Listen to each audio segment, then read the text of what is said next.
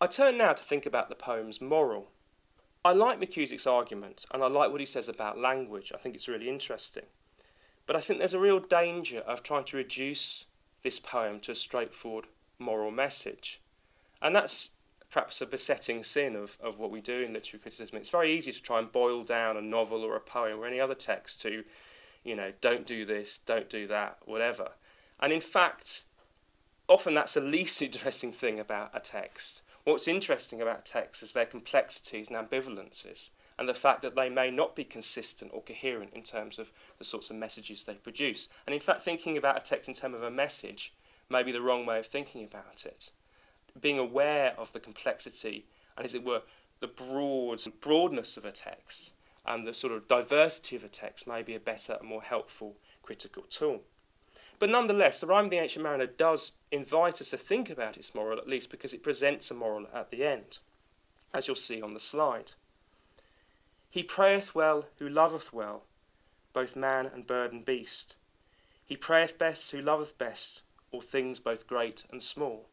This all sounds very nice, but Coleridge himself was troubled by this moral, and a number of readers of the poem, both contemporary readers during the late 18th century and also modern readers, have found a lack of fit between those very pleasant sentiments and the nightmarish universe that the poem represents.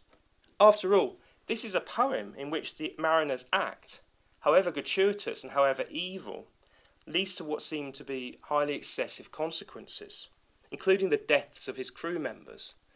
Now, you could argue that the crew members are complicit in the act because they sort of think, well, it was justified if it allowed the ship to escape and to move on from the ice flow.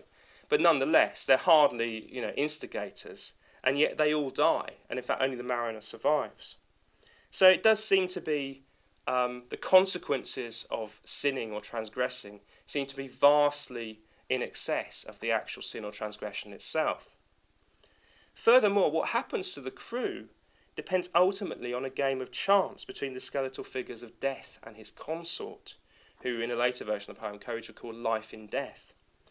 So it's hard to argue that the fate of the mariner or his crew is in any way morally coherent or just. It's hardly the sign of a loving God. This is a universe in which life is cheap and violence is endemic. People and other entities will, it seems, commit illogical and malicious acts. Mariners will shoot albatrosses without any particularly good reason. So there's a sort of mismatch perhaps between the moralising ending of the poem and what happens throughout most of it. We also, I think, need to be careful not to confuse being natural, whatever that means, with being nice. And I think often ecological writing and eco-criticism does tend to conflate the two, and yet in fact they might be very different things. Now, quite what leads the mariner to shoot the albatross is never really explained. In the Christian reading of the poem, you might see it as a symbol of original sin, the fact that all human beings are born into the world sinful and only can be redeemed through the love of Jesus Christ. And so the mariner's act shows the human capacity to be sinful. A more secular reading would be to think of it in terms of what Edgar Allan Poe called the imp of the perverse. In a very disturbing story about a cat, the narrator, Poe's narrator, talks about how much he loved the cat and how much the cat loved him, and how he just decided to kill the cat out of pure malice, but without any particular sort of reason for it. An example of the imp of the perverse might be, if you remember the controversy quite recently about the woman who put a cat in a wheelie bin with the CCTV. Now, one way of reading that would be that was a sort of very disturbed and strange woman who did that. Another way might be to think, well, perhaps most people are capable of doing gratuitous acts just on a whim sometimes without any real explanation, and committing violence and harming others without necessarily having very good reasons for it. And that would be an example of what Poe thinks of as the imp of the perverse. By perverse, he doesn't mean sort of sexually perverse. He means the way of doing something that's not necessarily in anyone's best interests, doing something that sort of goes against the grain of what's moral or what's logical or what's reasonable. If you like, the human impulse to make a mess of things might be an example of the imp of the perverse. So there are different ways of reading the mariner's apparently gratuitous act of shooting the albatross. It's very easy to agree in theory with a moral like the moral at the end of the Rime of the Ancient Mariner, but as you may know, and as Coleridge certainly knew, it's very hard to live by those sort of abstract morals. And perhaps the main difficulty that the Rime of the Ancient Mariner addresses is a difficulty of how we deal with creatures or other people or entities that seem different from us. How do we deal with otherness? And the way in which human beings deal with animals might be a good example of that, the difficulty of encountering the other. As readers, we of course have an encounter with the other, the strangeness of the universe of the Rime of the Ancient Mariner and the strangeness of the poem's language. And much as McCusick tries to argue that the language is sort of diverse and inclusive and rather sort of nice in an ecological way, it might actually be something quite resistant to us and quite difficult for us to engage with. So I suppose what I'm trying to say is that the difficulties that we might have in engaging with the poem's language might be mirrored in some ways in the way in which the poem finds its own morality problematic. And in both cases there's an encounter with what's strange or what's different or what's other. I'm going to go on now in the final and rather long section of the podcast to talk about hospitality and violence. I'm going to think a little more about the central event of the poem, the shooting of the albatross, and what that means.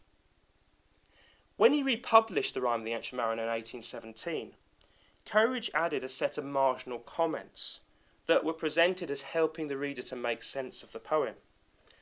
You could argue that this marginal gloss was a way of trying to make this rather weird and incoherent text more comprehensible. It was Coleridge was offering a sort of interpretation of his own poem to his readers, and in a way that might be seen as trying to make the poem safer in some ways. To the stanza describing the way in which the mariner shoots the albatross, this action that's never really explained, Coleridge added, "The ancient mariner inhospitably killeth the pious bird of good omen." This has always struck me as a rather odd sentence, and I think it's the word inhospitably. We might think of being inhospitable as quite a minor crime.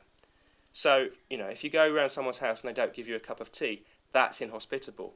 If you go around someone's house and they shoot you with a crossbow, that's murderous. But yet, inhospitable is actually quite a powerful word there, because if we think about it, hospitality is a really important aspect of how societies function. After all, hospitality is how we deal with strangers, with the foreign, with people we're unfamiliar with. A failure of hospitality is a failure to acknowledge the needs of others, and perhaps particularly the needs of strangers. The notion that we should acknowledge such needs might be seen as one of the sort of basic tenets of a civilised society. That's a debatable point, but I think it's one that we might be able to agree with. Hospitality, of course, is very difficult, and we only need to think about the various controversies surrounding the treatment of asylum seekers to realise how difficult it can be. For the philosopher Jacques Derrida, and there he is on the slide, hospitality is a very troubled, perhaps even an inherently impossible form of interaction. Derrida argues that hospitality is made possible by the power of the host, and yet also demands that the host lets go of their power. It is meant to be about relinquishing control by inviting someone into your home, and yet it demands certain forms of control, that they're allowed as your guests under certain restrictions and rules. So, for Derrida, and Derrida is a very paradoxical thinker and a very difficult thinker, hospitality is inherently entirely paradoxical. We don't have to go that far to agree that there are tensions in the notion of hospitality, because it involves quite complex power relations between the host and the guest. Hospitality always involves a form of transgression. We think of transgression now as meaning a sort of crime or a sin, a sort of disobedience of rules. Its literal meaning is the crossing of boundaries. So, literally, a guest crosses into the home and allows this encounter with the foreign or with the other. And of course, the Rime of the Ancient Mariner is very interested in the crossing of boundaries. I'll just quote the lines on the slide. "At length did cross an albatross, through the fog it came, and an it were a Christian soul, we held it in God's name. The mariners gave it biscuit worms, and round it flew. The ice is split with a thunder fit, the helmsman steered us through. And a good south wind sprang up behind, the albatross did follow, and every day for food or play came to the mariner's hollow. God save thee, ancient mariner, from the fiends that plague thee thus. Why look'st thou so? With my crossbow I shot the albatross. The albatross comes from outside, crossing the fog and the ice that trapped the ship. The sailors treat it as a human guest, as a Christian soul, while of course being at the same time that it isn't aware that it isn't quite that. The mariner's act is another crossing of a boundary, exemplified of course by the word crossbow. It's an act that turns the albatross back from a Christian soul, which is how it had been imagined as a guest, into an animal whose existence isn't conceived as important. In that sense, it is inhospitable because it treats the albatross as an enemy, whereas previously the albatross has been treated by the sailors as a friend. But this shooting could also reflect the potential violence that Derrida identifies at the heart of hospitality. For a guest, by definition, encroaches on the home and is meant to be welcomed, yet this encroachment, perhaps even this invasion, always has the potential to be seen as hostile, as challenging the host's authority. And perhaps actually the fact that the albatross seems to have allowed the ice to split, and therefore allowed the ship to move on, to escape, tends to position it in a place of authority over its hosts, over the human crew. It makes the albatross the arbiter of whether they escape from this terrible trap that they're in. So in a perverse way, the Mariner's Act might be seen as an attempt to repair this imbalance of power by asserting the human power over the natural world.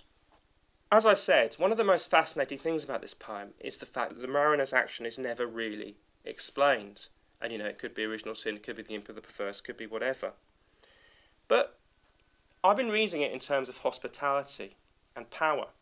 But I wonder if this issue of power could also be read ecologically. The interconnection of organisms, which of course is what ecology is interested in, does not often involve the sharing of food, or acts such as the mariner's blessing of the water snakes. And the way in which Mariner blessed the water snakes, I bless them unawares, is seen as a sort of defining moment in the poem, the beginning of the mariner's redemption. I'm not disagreeing with that at all. And that's certainly one way in which the mariner interacts with the natural world. But it may not be the only way, and it may actually be a rather morally idealised way of human-animal interaction. I've been thinking about this violence in terms of hospitality and the difficult power relationships that hospitality evokes. But I wonder if this violence can also be seen, perhaps in relation to that, in connection to the environment. The mariner's blessing of the water snakes is seen as a sort of key moment in the poem, the moment when the mariner stops being alienated from the natural world and is able to connect up. And perhaps the water snakes are the same as the slimy things that he's so disgusted by earlier. So it's not that they've changed, it's just that he sees the world, he sees his environment in a different way. And as a result of that, his redemption, his partial redemption begins. And I think that's fine. But we shouldn't see that sort of blessing as the only possible way in which organisms can interact with each other. After all, as Tennyson wrote, the natural world is red in tooth and claw. That the sharing of food or blessing or nurture are only one aspect of the way in which natural beings interact with each other. One of the principal forms of organic connection, after all, is violence.